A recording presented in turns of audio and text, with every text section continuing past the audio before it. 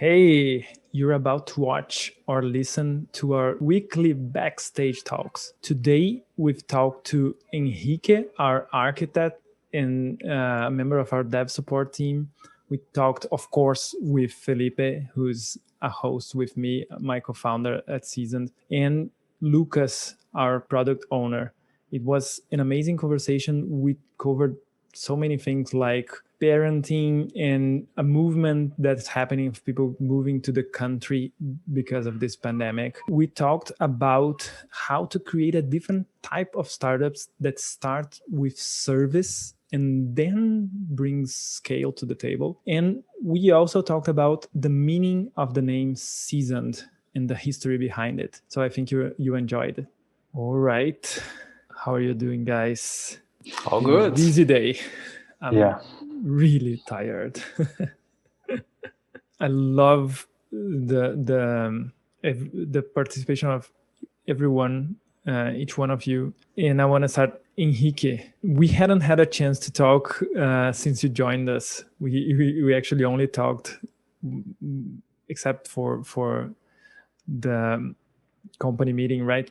How was to join as a leader, a technical leader, and immediately take on a lot of responsibility on a project? I know you're used to it, but how was it on Seasoned? Yeah.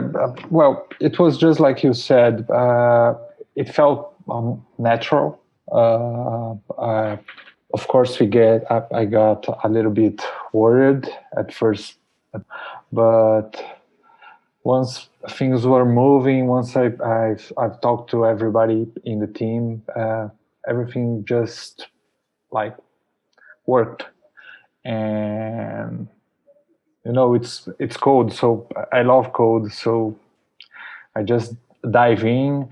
uh, what I what I really what really made things go easier for me, it was to take a look at the cockpit emails. I was always before actually joining the team, I was like thinking I sneak peek on the cockpit emails.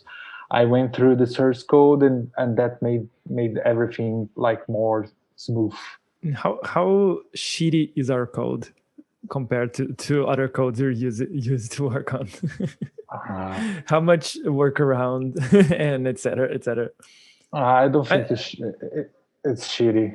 Well, I saw a lot of shitty code yeah. around. Like I don't want even to start with that, because Yeah. recently I think one of the shittiest code ever. So like the bar is over here, Yeah, and you have a high threshold for code pain. yeah, like in my previous jobs, I I took a look at pretty much bad code and kind of bad strategy in like programming wise. So it was really shitty.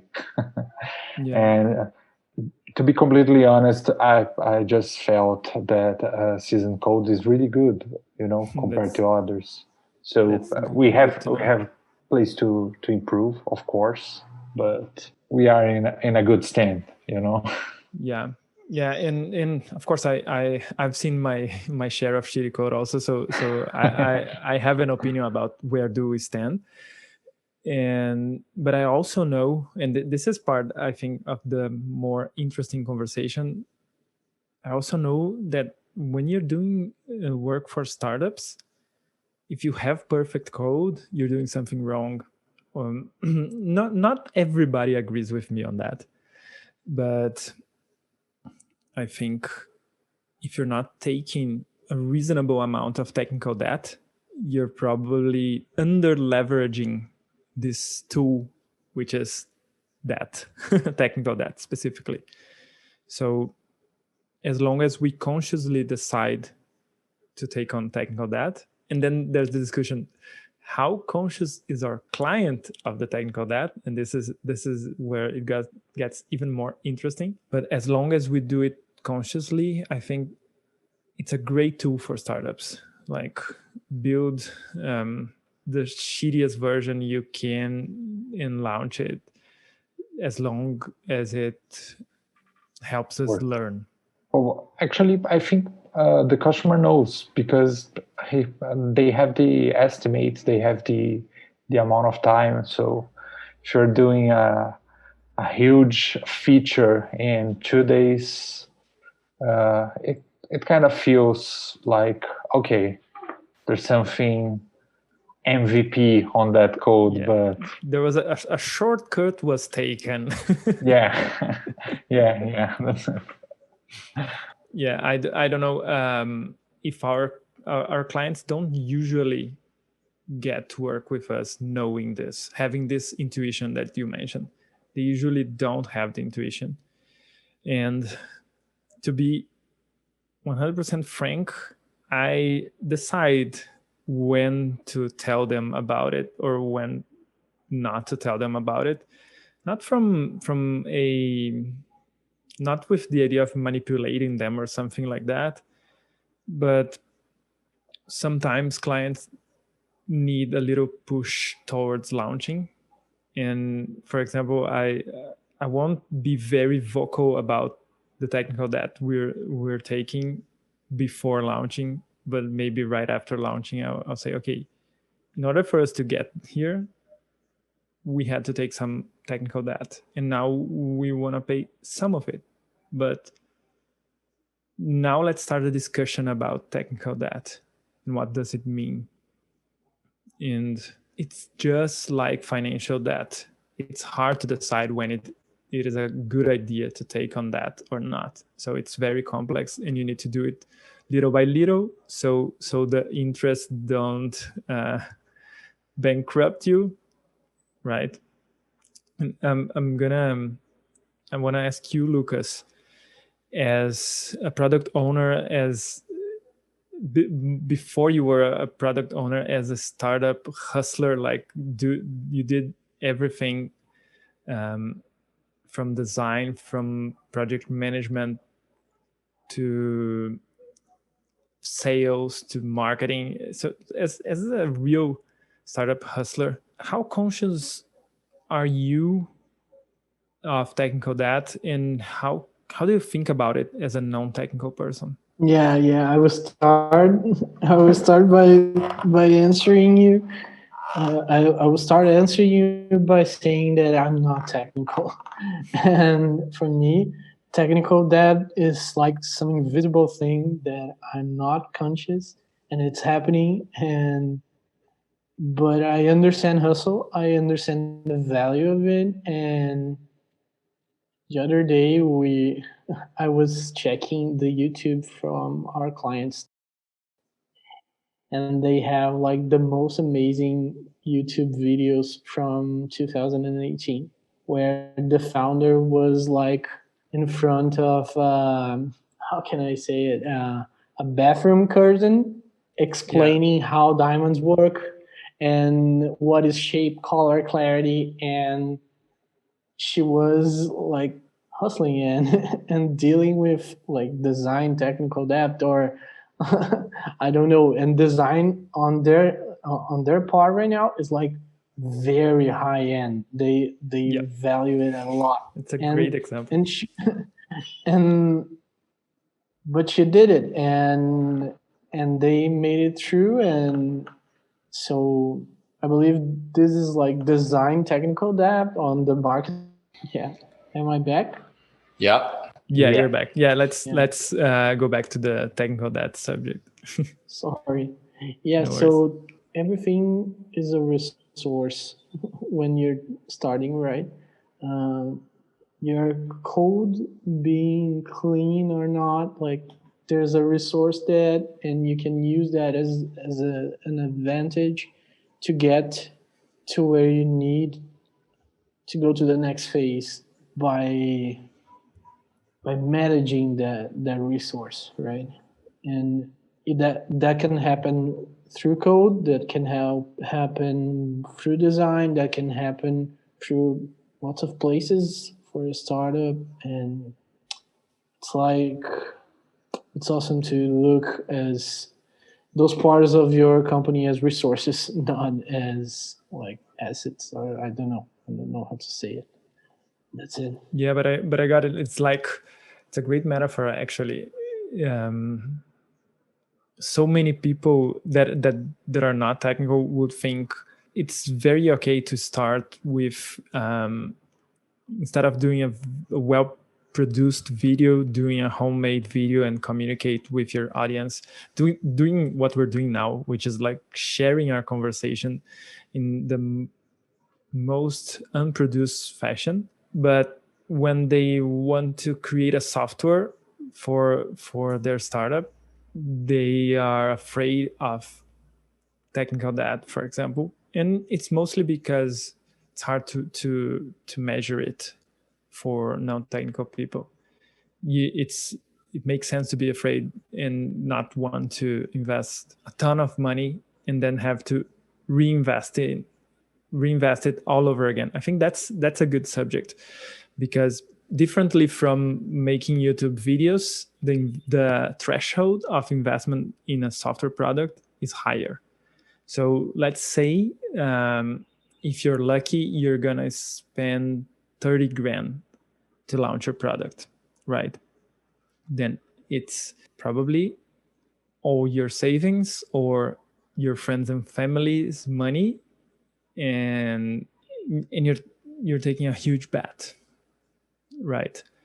So you want to make sure you won't have to spend like 60 grand just to rewrite what you just spent 30 grand on. And even though this makes sense, that's not the answer. The answer is, first, how do you get to the 30 grand with money you made from business? That's the first thing I would consider, instead of using my money or my family and friends' money. I would use my money and my family and friends to invest like 2 grand, I don't know, and then attract clients that generate the 30 grand to be able to invest on the initial version of the product. But after, even if you used your own money, after that, how do you make 100 grand so you can have 60 grand to invest in rewriting it?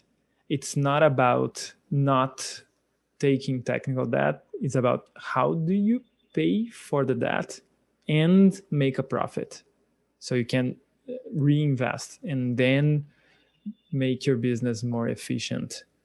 It's much more important to make your business more effective before you make it efficient, right? Yeah, that was my point. Like, worse than having to rewrite a 30 grand shitty software is spending 30 grand and not having the software at all.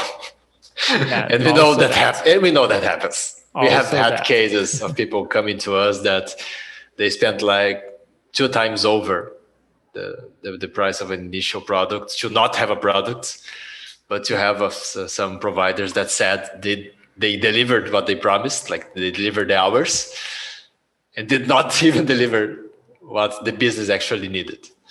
Yeah. So not only the money, but the time. Yeah. The energy and etc. Yeah, like the opportunity cost, because if you didn't launch, probably someone else launched. And unfortunately, even having to worry about technical debt is already okay. You got over the first stage, an important one. You actually launched. You are further ahead from other players, right? Exactly. Yeah. Even though you have technical debt.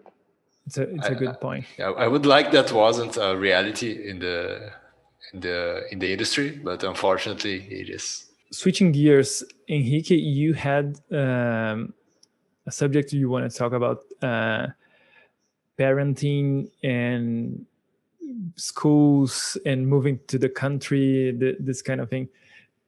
Let's have a discussion with the guys about it. I was asking Daniel about that earlier this week, because me and my wife are really considering moving to the country. We have a 9-month now, actually yesterday, a 9-month baby. So we are really thinking about that, and I was always worried about schools and how, and with the pandemic that got even worse, because I don't know how it's going to be in the future. I'm a kind of an anxious guy, so I'm thinking really ahead, like my kid is not going to have chemistry in the school you're today, right? really ahead. Got it. But I was really thinking about that, like to move to an environment where he can have a proper education. I don't know if education is the proper word, but like a school, a proper school. Well, the first thing is, you should know, I moved to the country. It was much more impulsive than that. So okay. I don't have it figured out. Yesterday was the 22nd, the day your child was born? The 21st. Oh, got it. The 21st. Yeah, from January. Oh, today is the 22nd. Today, it's been 2 months since we moved to the country. So okay. It's very recent. And we have a 2.5-year-old daughter. Okay. And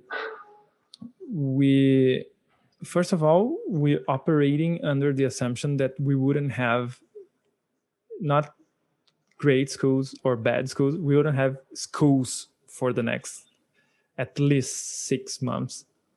So it didn't make sense for us to consider the fact that we had an amazing daycare at our quarter, right 50 meters from home. We had an amazing school there that my daughter had just started. We don't know when it will come back. When it comes back, when we will feel comfortable about exposing us to the risk, right? And how it will be when it comes back.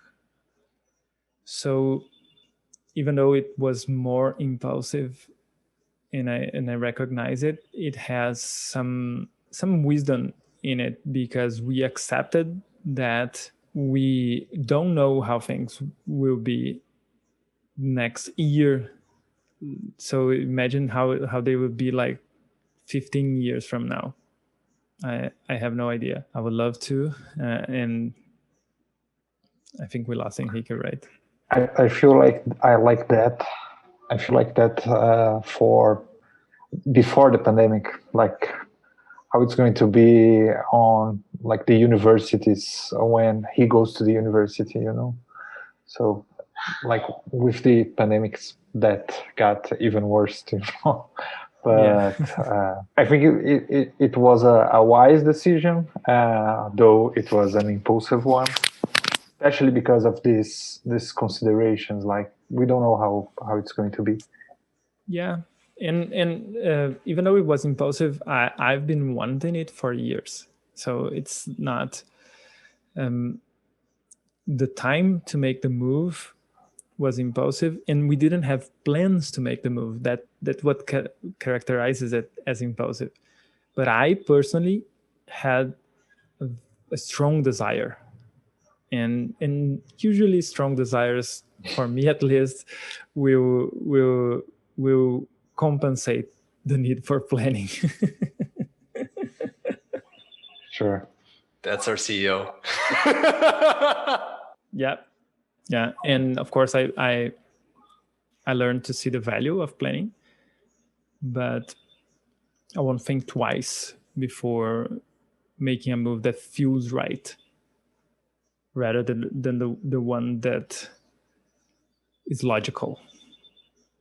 This reminds me of Denzel Washington speech at university. He says that a huge desire is the way of God telling you that that is already yours. Goosebumps. I literally got goosebumps with that.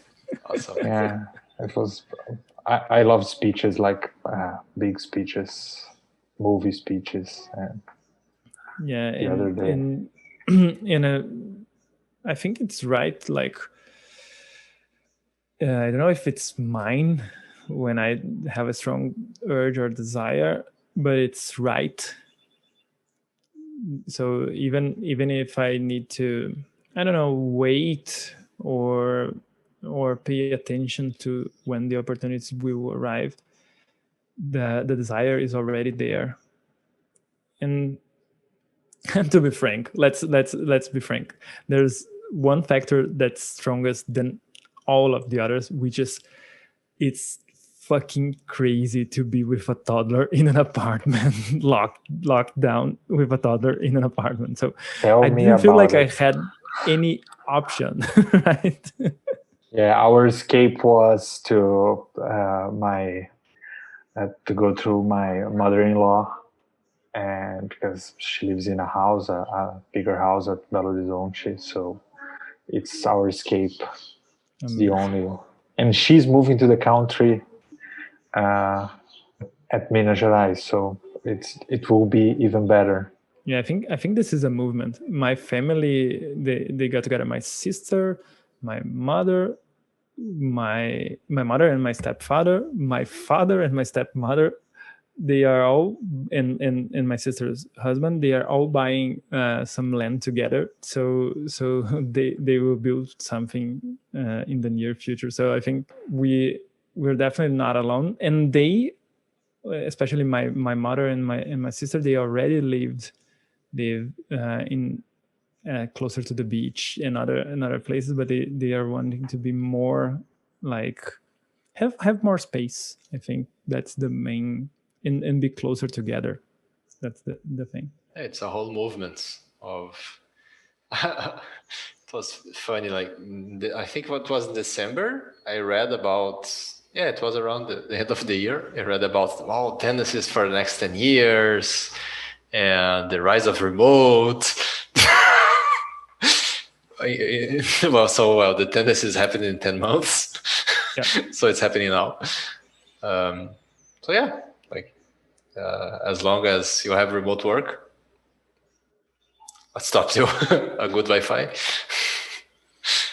family, maybe, like access to stuff.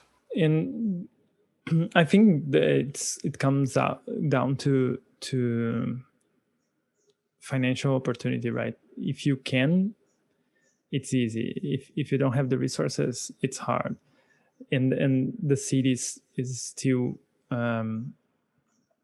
where much of the work is right, because we have the opportunity to work remotely as someone that I know, yeah, cleans houses, cooks, etc., etc.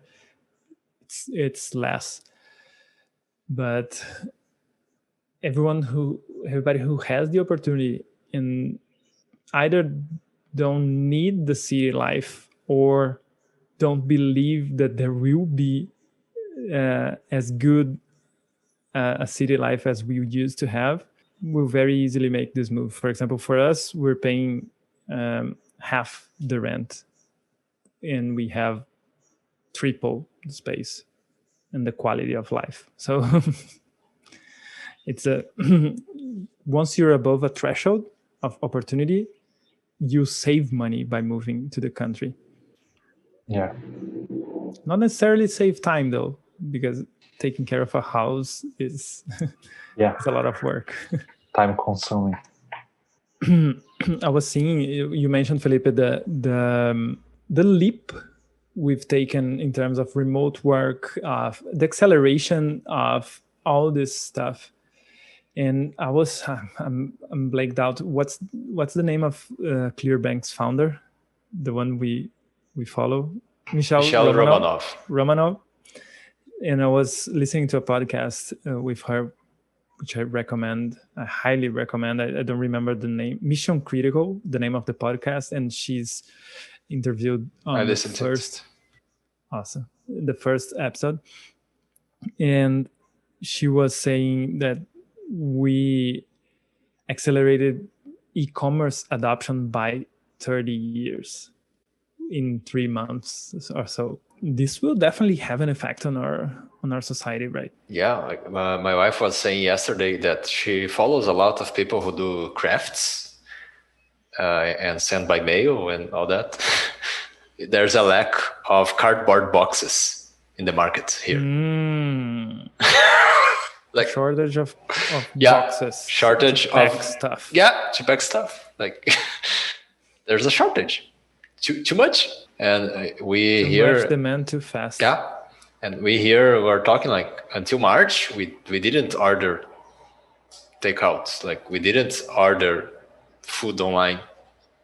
We thought it was strange. We like to, even to get takeout, we went to the place to get stuff and come walking home. Like, and now it's twice a week at least. Like it's become so commonplace in such a short time. Yeah, it's how do you guys think this will affect our industry?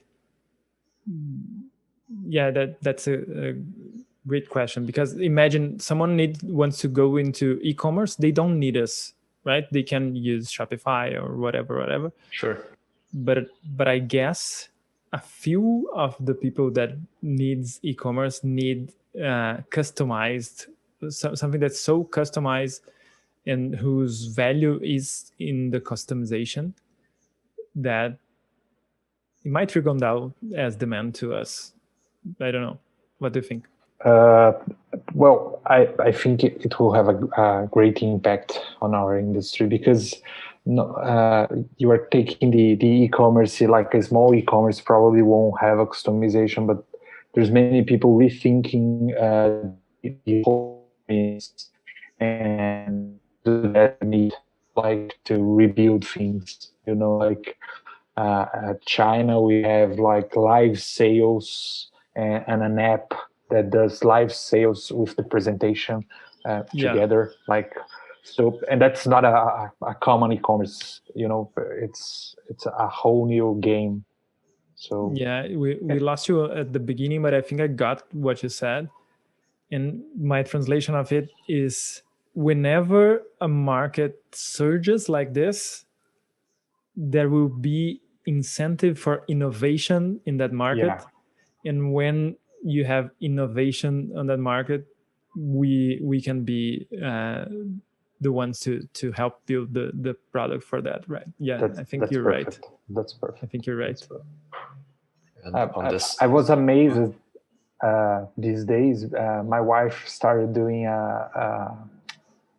like a sports training online, and I was amazed how we are adaptive, because if you said like 1 year ago, oh, I'm doing a online training, everybody would laugh, oh, go to the gym, come on. Except Felipe.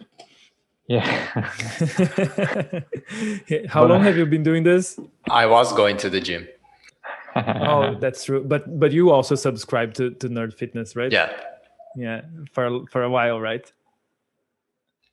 Yeah, but I haven't. It's the first time, like for the past 2 months, is the first time I really clicked with exercising at home.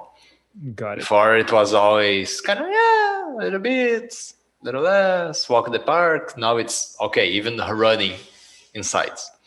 Oh, got it. It's like really doing exercise at home. Yeah. I guess I've been doing this also. We've been dancing with my daughter and my wife a lot. Mm-hmm. And it really helps both with the exercise, like very high intensive stuff, and with the whole parenting thing. Like my daughter asks us, let's do that little dance. Vamos fazer aquela dancinha. And then, yeah, she loves it. It's a kind of, we are addressing the same thing, right? But regarding to the supply side of the market, like right when the pandemic started, we saw that there were a lot of good people in the market because they were fired, like some kind of instantaneously. And now we're seeing the flip side, like the demand exploded for tech people in many areas. So now the supply is increasing again. I don't know if I haven't seen data, like if it's already above or at the same level, what. But I think it's a tendency that can't be reversed. Like it can only grow from here. Yeah. Like it won't go back. Like it's a door that was open and there's one, the flow is going one side. So more tech, more online things, many more people who didn't use online before because either they didn't know it, they were afraid, or because they didn't like it. Now they had to learn it. And once you learn it, oh, I can online shop for this particular thing that I didn't. How do I research for the best thing? Once they start digging into that and start using more apps, web, and etc., and even email, phones in general, they will learn that there are more possibilities. Like maybe people who only used messaging with their families, or people who only use Facebook, now they're using tons of apps. So I think the market opportunities are increasing at such a ridiculous pace. Yeah. It will take time for the market to catch up on innovation to cover these new demands that we don't even know what they are. Like, for example, last year I saw, I think, 1 or 2 US companies that provided services for companies that worked with home office. Like one of them provided, let's say Season has a home office or your company has a home office. They provide you with the service to go install the home office at an new employee's home. And they install everything. And if the person leaves the company or is fired, they go there and take it back. Yeah. Like they do that, for example. How many more of this must be being created like right now just because the demand exploded?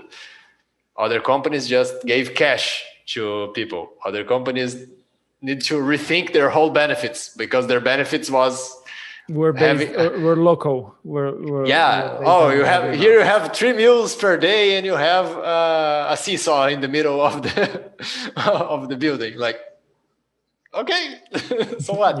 You don't have a building anymore. Yeah. Like my apartment it's tiny. What do I do now, right? You know. Yeah, but then that's the thing. You used to settle for, and not saying this your case, but developers or people used to settle for a tiny apartment near their office in San Francisco, for example. Like that would be very expensive. And it would be tiny and they wouldn't be able to run around and do exercise in-house. And now they have the opportunity of saying, okay, I'm gonna work at Airbnb. I don't know Airbnb's remote policy from before the pandemic, but I'm gonna work at Airbnb from the countryside of Ukraine. Who knows, right? And then I'm gonna be able, with the same money that I rented a tiny apartment, to make have much bigger quality of life and have the home office I need, etc., etc. So it's an interesting trade-off. Yeah, there's a movement that I love. I've been studying around for a bit. It's a tiny house movement. Well, from your faces, you know that. And I don't know. Please. It's like a moving house where you park whatever you like. There's a good Netflix series about it. I just love that. I keep trying to convince my wife about it. It's difficult, kind of difficult, more difficult over here at Brazil, but it's amazing. And here, right now it's the time for this tiny house movement, because you can take the whole house to the countryside, so you have you feel like home, but you have the space as you need it. Oh, I need some beach, I go to the beach. I need some countryside, I go to the countryside. Yeah, the good old trailer, but now fancier and better. Man, it's amazing. It's impressive what they do, especially when awesome. This specifically series on Netflix. I think it's on United States and Canada. It's amazing what they do. That's it's awesome. Like impressive. Whenever I watch, my wife loves that series, and all series about houses actually, but that one in particular, I whenever I hear the name, like tiny houses, I always think, come on, man, let's pick the whole name, like tiny houses, comma, big, huge fields, gardens, or something, because you can't cram everyone in that tiny thing. Like, that's it. Okay, tiny houses, comma, a lot of sun, comma, a big garden, comma. Yeah. Going back to the opportunities of these times, one thing that I'm very, very in love with is the idea of more companies like the Clear Cut, our clients, who provide a service that used to be offline. They are offering it online.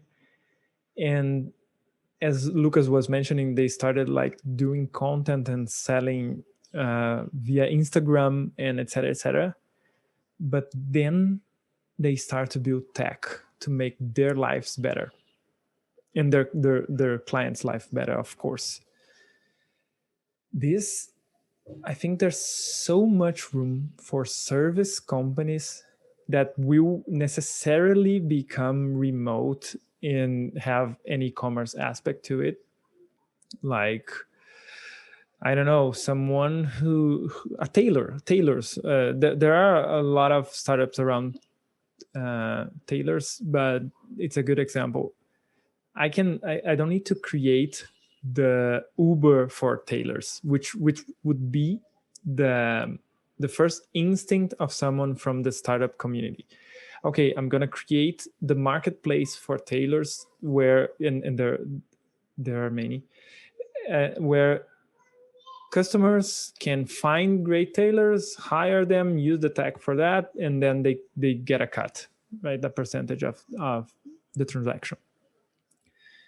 This is the first instinct. But what if I was a great tailor and I wanted to reach people online directly, a direct-to-consumer brand for tailors that, faced with the opportunity for growth, started using tech.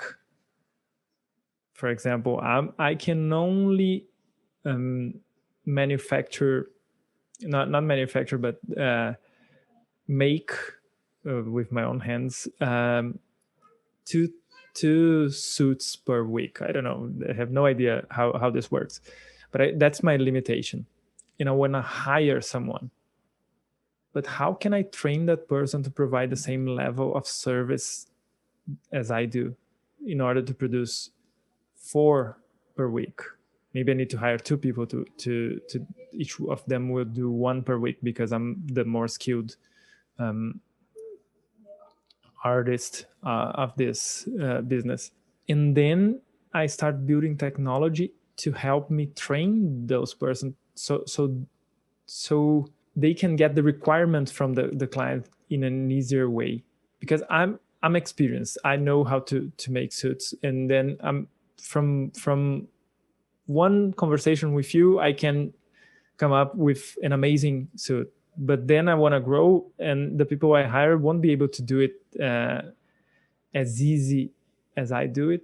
Then I create technology to help translate the client's needs to them and vice versa. And then I create process, and then we can bootstrap a huge startup over time, which would be like, I wish I knew a tailor's name, but the name of the person, like, or something very personal but huge over time that makes money, instead of a marketplace that really needs to grow and grow and grow and grow in order to make money. Just as an example, so people understand, I was the founder of the biggest crowdfunding platform in Brazil. It was that happened 9 years ago, almost 10 years ago. And we are the biggest crowdfunding platform in Brazil, most probably the biggest one in Latin America. But the scale we're at is still early. We need more scale in order to become a profitable enough business, let's call it. So we don't need to be making sacrifices and feeling like a startup. It's a 10-year startup because of the choice we made of being a platform, a marketplace. And we were successful, very successful at that. Imagine if instead of doing that, we created a service company that in the long run had the same technology and maybe became a marketplace in the long run, but started by being profitable. Do you see that coming, or am I just optimistic because I love this? I'm also optimistic because I love that model. I so love that model that's our model. But seeing this particular client's case, I get more excited about it because I think like there's a whole layer of service companies that are big enough that they aren't just a group of freelancers. They are professionals. Like they have their internal process. They have their way of doing things.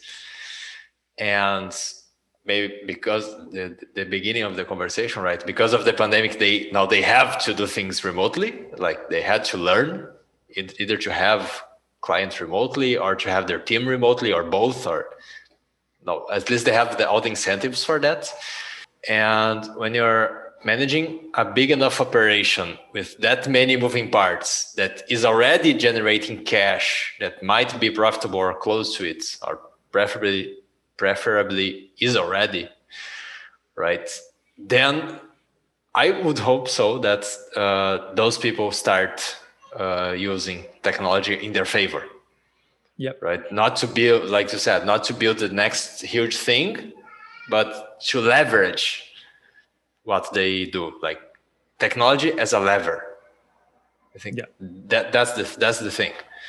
Like, and many are already. There are many automation apps and automation services that help with that. I think that's a fantastic first, second, maybe 10th step. But there comes a time when if you really do a well-placed custom technology solution, it can really be it can help to bring another of magnitudes improvements to the business in whatever the dimension, like in size or in revenue, in clients, right? Yeah. And there's an interesting side effect of that, which is this model aligns very well with new sources of capital, like ClearBank, for example, where you just say, okay, I don't need to take a huge leap of faith on my hypothesis.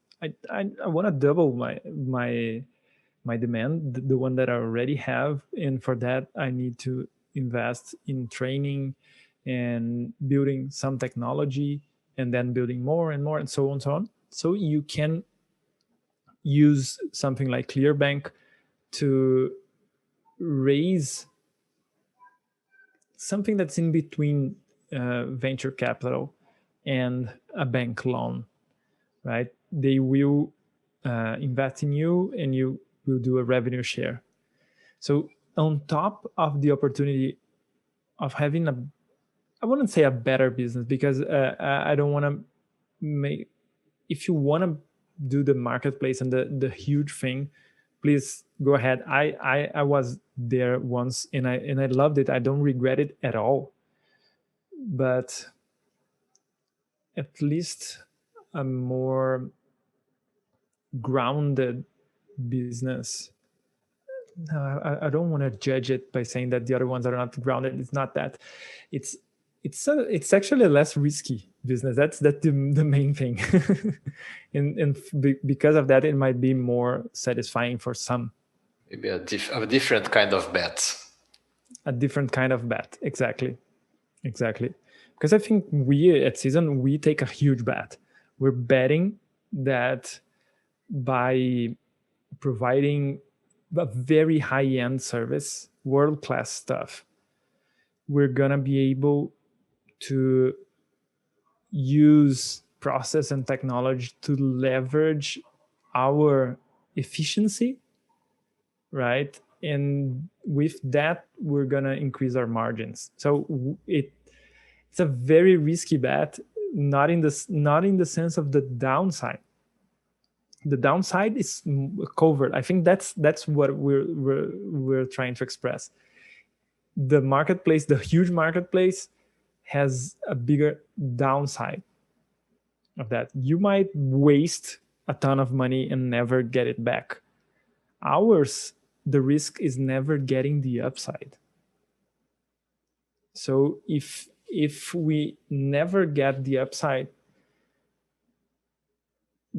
are we already enjoying our work enough and getting the rewards, the day-to-day rewards, which include payment, like that we need to say, okay, if we never get to the upside, which is being very efficient and having technology that helps us do everything, if it stays a human endeavor forever, will we be satisfied? Because that's a risk.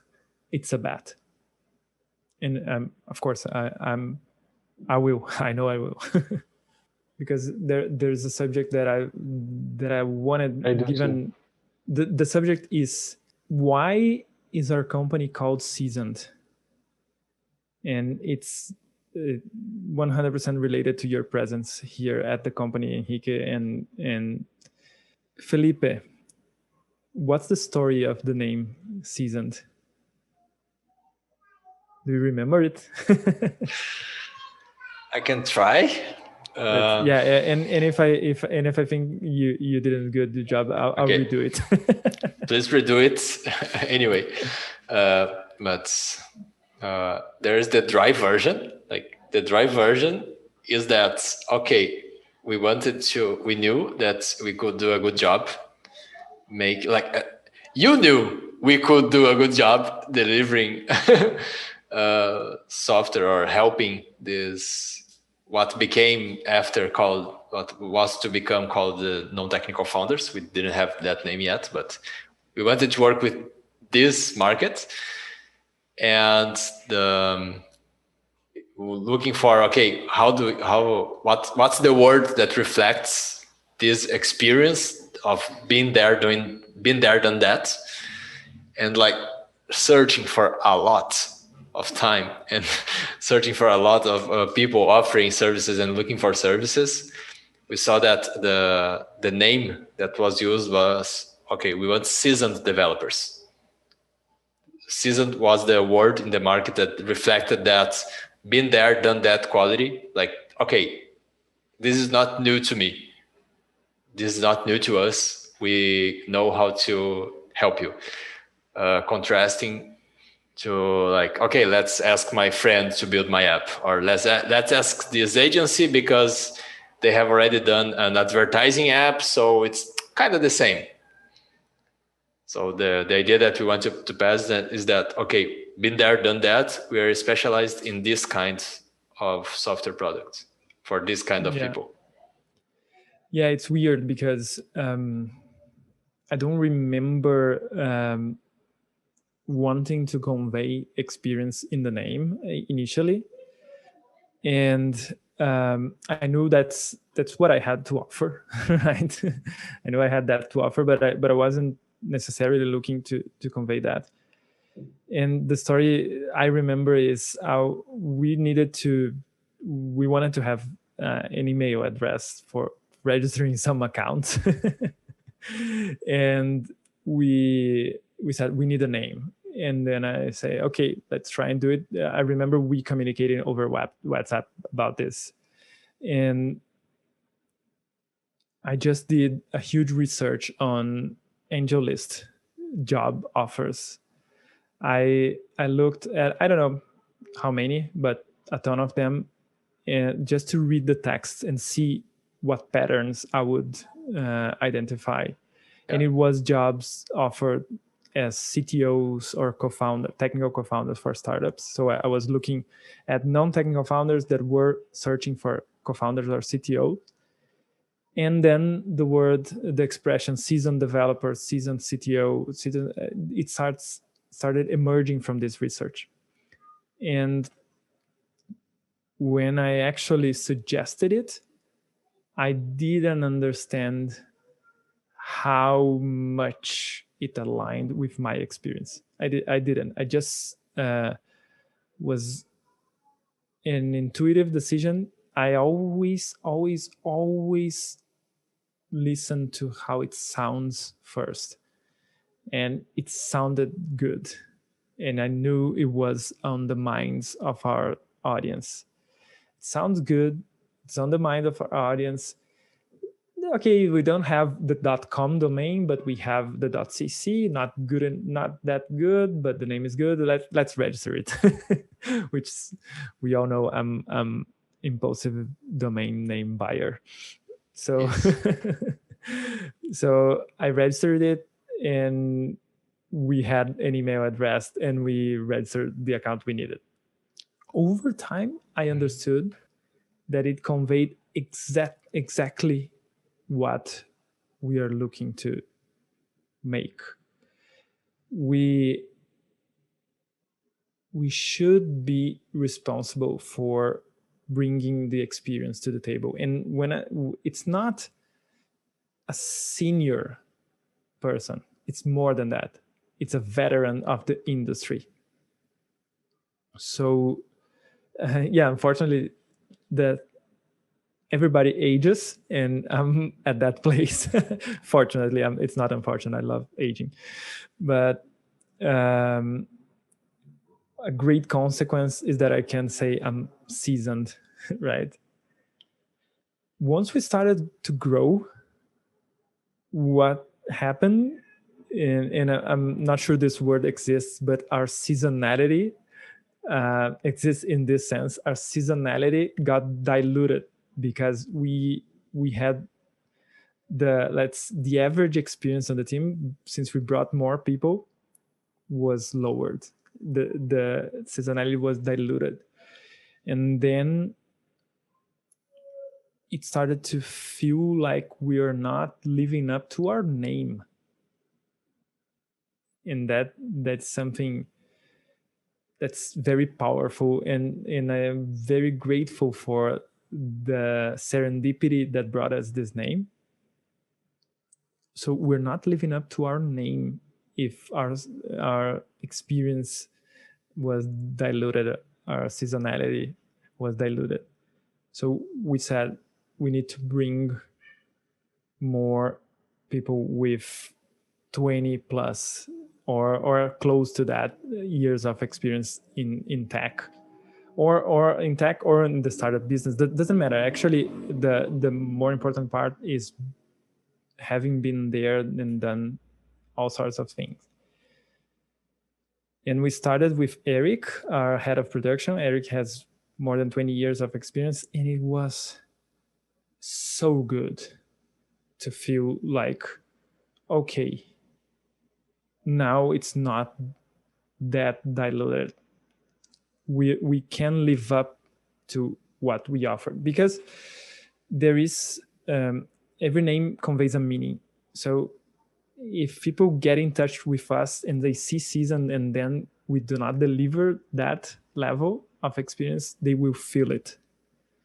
It was so rewarding to have Eric that we decided to double down on that strategy and bring more people with that level of experience. And Henrique, that's where you fit, because I know it's not 20 plus, it's like 19 or something since you started coding.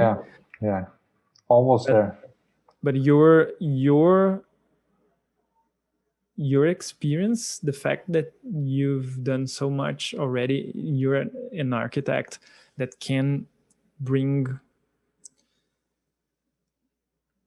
grounding to the team. That's the biggest thing I think the seasoned professionals bring. They're grounded by experience. That fact, you're part of the project of increasing the average experience in the company. How do you feel about that?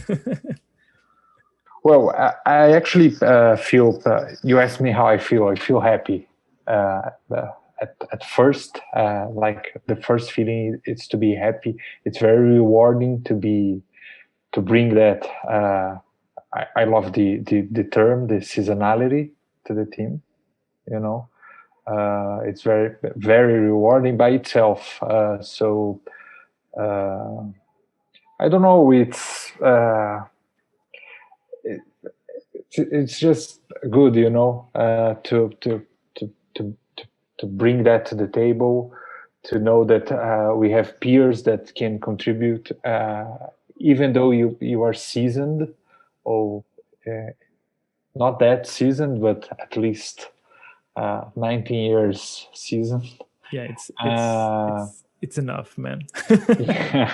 Yeah, it's good to have like peers that you can help to evolve, if I can put it that way, and that can help you evolve to some other way, you know, to more and on tech and on other areas. So it just feels good.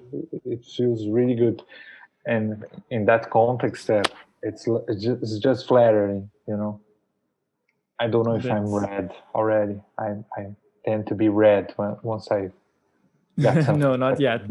Okay. We need to dig deeper to make you red.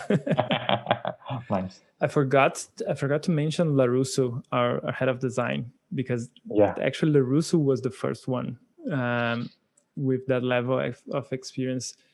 I don't know the number of years in his case, but doesn't matter. He was a wise man when I met him 10 years ago already. So yeah. And we started with Larusso. We have Eric as the head of production. We now have you bringing the dev support and architecture, etc. And we will have soon more of that. And what I think we will be able to accomplish with this is like having someone to look up to when you're overwhelmed by the challenges, because they will be overwhelming, sorry. And that's much more than the technical knowledge or experience that people bring to the table. It's like,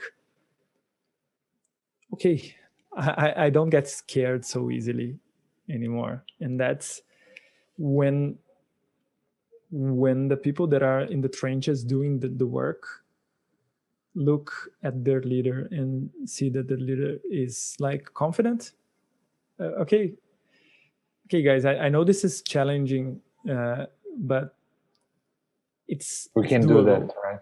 You can do that. We can do that because we've done it before, first of all, right? So it's not, we've done similar things before, but also we've done so many things we didn't know we were capable of doing before, that we feel like capable of doing things that we don't know if we're capable of doing. And that's what I think being seasoned mean in our context, like not being afraid of knowing you can take on big challenges more than knowing you have done much in the past or whatever. All right. I love the conversation today, even though we had some technical issues. And I just want to thank you for this. Thanks, guys. It was pretty great. I think we lost him again. Yeah, he's like.